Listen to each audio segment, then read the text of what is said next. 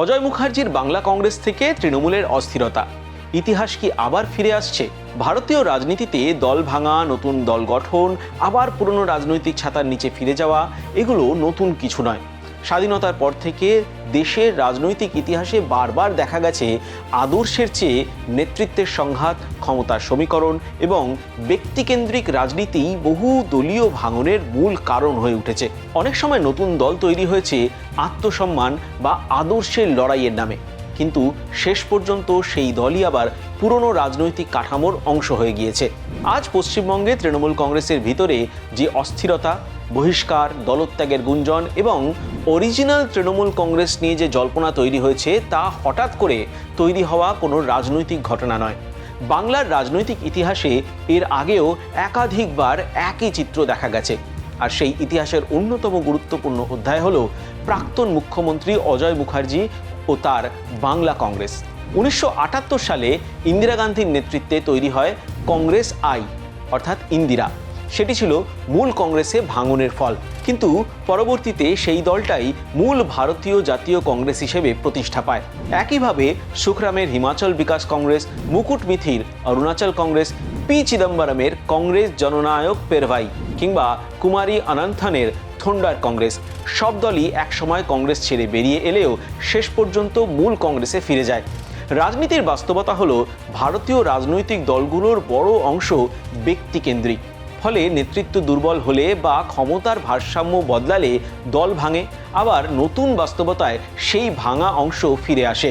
বাংলার রাজনীতিতে দল ভেঙে নতুন শক্তি তৈরির সবচেয়ে ঐতিহাসিক উদাহরণগুলোর একটি হলো বাংলা কংগ্রেস। 1966 সালে কংগ্রেসের ভেতরে বিদ্রোহ করে অজয় মুখার্জি, তৈরি হয় বাংলা কংগ্রেস। মূল অভিযোগ ছিল কলকাতা কেন্দ্রিক কংগ্রেস নেতৃত্ব গ্রামীণ বাংলার বাস্তবতা ও খাদ্য আন্দোলনের ক্ষোভ বুঝতে ব্যর্থ হচ্ছে। বাংলা কংগ্রেস দ্রুতই বাংলার আঞ্চলিক রাজনৈতিক শক্তিতে পরিণত হয়। 1967 সালের বিধানসভা নির্বাচনে বাংলা কংগ্রেস 34টা আসন জিতে যুক্তফ্রন্ট সরকার গঠনে গুরুত্বপূর্ণ ভূমিকা নেয় এবং অজয় মুখার্জি পশ্চিমবঙ্গের মুখ্যমন্ত্রী হয়। সেটাই ছিল বাংলায় প্রথম অকংগ্রেস সরকার। অজয় মুখার্জির রাজনৈতিক দর্শন ছিল জেলা ও গ্রাম ভিত্তিক বিকেন্দ্রীকরণ। কলকাতা কেন্দ্রিক ক্ষমতা কাঠামোর বিরুদ্ধে তিনি রাজনৈতিক অবস্থান নিয়েছিলেন। তার নেতৃত্বে বাংলা কংগ্রেস মধ্যবিত্ত, কৃষক এবং জেলাভিত্তিক রাজনৈতিক শক্তির প্রতিনিধি হয়ে উঠেছিল। কিন্তু এখানেই ইতিহাসের সবচেয়ে গুরুত্বপূর্ণ শিক্ষা লুকিয়ে আছে। বাংলা কংগ্রেস ক্ষমতায় এলেও দলটা দীর্ঘমেয়াদে নিজেদের সাংগঠনিক ভিত্তি শক্ত করতে পারেনি। বামেদের সঙ্গে জোট, অভ্যন্তরীণ দ্বন্দ্ব, ক্ষমতার টানাপোড়েন এবং ক্রমাগত রাজনৈতিক অস্থিরতা দলটাকে দুর্বল করে দেয়। 1967 থেকে 72-এর মধ্যে বাংলায় একাধিকবার সরকার পড়ে, রাষ্ট্রপতি শাসন জারি হয় এবং রাজনৈতিক হিংসা বেড়ে ওঠে। শেষ পর্যন্ত বাংলা কংগ্রেস দ্রুত দুর্বল হয়ে পড়ে এবং পরবর্তীতে মূল কংগ্রেসে ফিরে যায়। ইতিহাস বলছে শুধু বিদ্রোহ করে নতুন দল গঠন করাই যথেষ্ট নয়। দীর্ঘমেয়াদী সংগঠন, আদর্শগত ধারাবাহিকতা এবং জনভিত্তি না থাকলে সেই দল টিকে থাকতে পারে না। আজকে তৃণমূল কংগ্রেসের পরিস্থিতির সঙ্গে এখানেই ঐতিহাসিক মিল খুঁজে পাচ্ছেন অনেক রাজনৈতিক পর্যবেক্ষক। ঠিক একইভাবে 1998 সালে কংগ্রেস ছেড়ে তৃণমূল কংগ্রেস তৈরি করেছিলেন মমতা বন্দ্যোপাধ্যায়। বাংলায় বাম বিরোধী রাজনীতির মুখ হয়েও কংগ্রেসে নিজেকে কোণঠাসা মনে করেছিলেন তিনি। সেই ক্ষোভ থেকেই জন্ম নেয় তৃণমূল কংগ্রেস। তারপর দীর্ঘ আন্দোলন, সিঙ্গুর, নন্দীগ্রাম, রাস্তায় লড়াই এবং বাম বিরোধী জন আবেগের উপর ভর করে মমতা বন্দ্যোপাধ্যায় বাংলার ক্ষমতায় আসেন।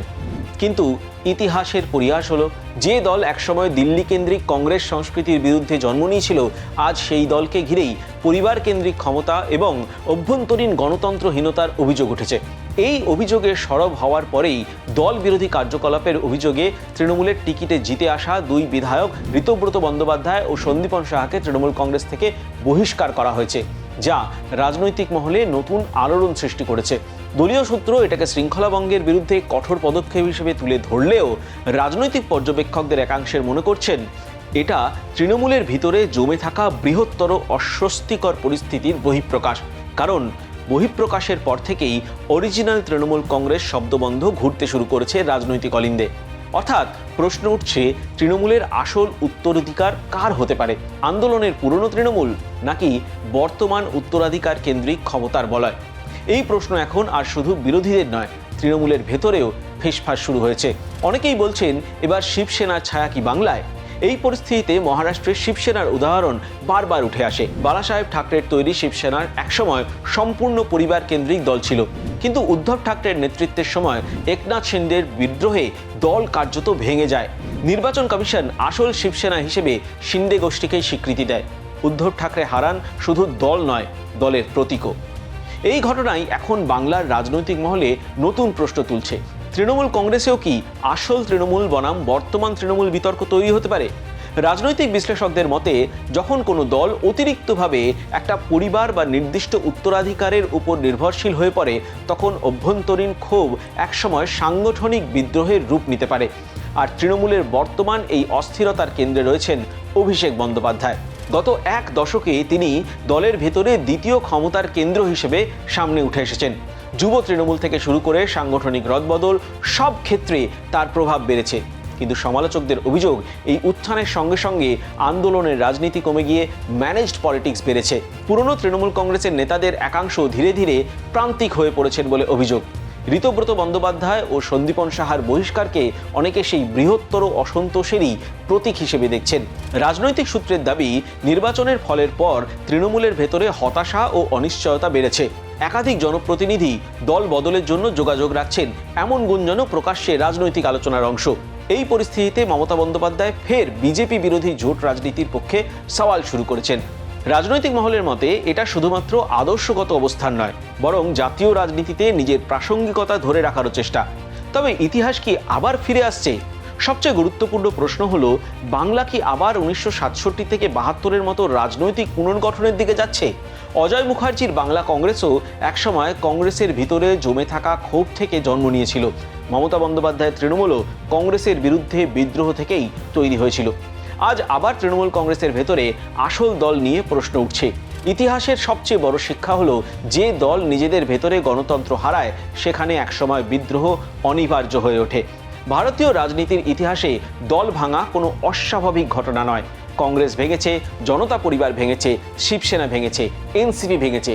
প্রশ্ন হলো, তৃণমূল কংগ্রেস কি সেই একই পথে হাঁটছে, নাকি মমতা বন্দ্যোপাধ্যায় এখনও পরিস্থিতি সামলে দলকে নতুনভাবে পুনর্গঠন করতে পারবেন? রাজনীতিতে শেষ কথা কখনো বলা যায় না, কিন্তু বাংলার রাজনৈতিক অলিন্দে এখন যে সমস্ত ফিসফাস এবং অনিশ্চয়তা তৈরি হয়েছে, তা আর অস্বীকার করার জায়গা নেই। রিপোর্টটা ভালো লাগলে লাইক করবেন, আপনাদের মতামত কমেন্ট সেকশনে জানাবেন এবং চ্যানেলটাকে সাবস্ক্রাইব করবেন।